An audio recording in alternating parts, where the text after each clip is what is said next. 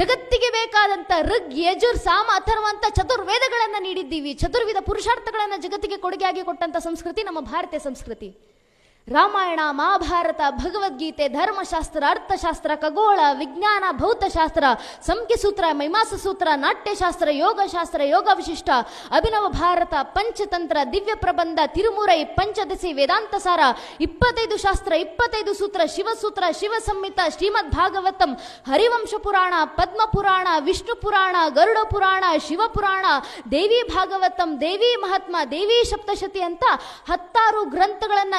ಶ್ರೀಮದ್ ಭಾಗವತಂನಂತ 18 ಪುರಾಣಗಳನ್ನ ಜಗತ್ತಿಗೆ ನೀಡಿ 14 ವಿದ್ಯೆಗಳನ್ನ, 64 ಕಲೆಗಳನ್ನ ಜಗತ್ತಿಗೆ ಧಾರೆ ಎರೆದು ಇಡೀ ಜಗತ್ತು ಅಜ್ಞಾನದ ಅಂಧಕಾರದಲ್ಲಿ ಮುಳುಗೋಗ್ತಾ ಇರುವಂತ ಸಂದರ್ಭದಲ್ಲೂ ಜಗತ್ತಿನ ಮುಂದೆ ಜ್ಞಾನ ಭಾಸ್ಕರನಂತೆ ನಿಂತು ತನ್ನ ಜ್ಞಾನದ ಉಷಕಿರಣಗಳಿಂದ ಜಗತ್ತನ್ನ ಪ್ರಜ್ವಲಿಸ್ತಾ ಇರುವಂತ ಏಕೈಕ ಸಂಸ್ಕೃತಿ ಜಗತ್ತಿನಲ್ಲಿದ್ರೆ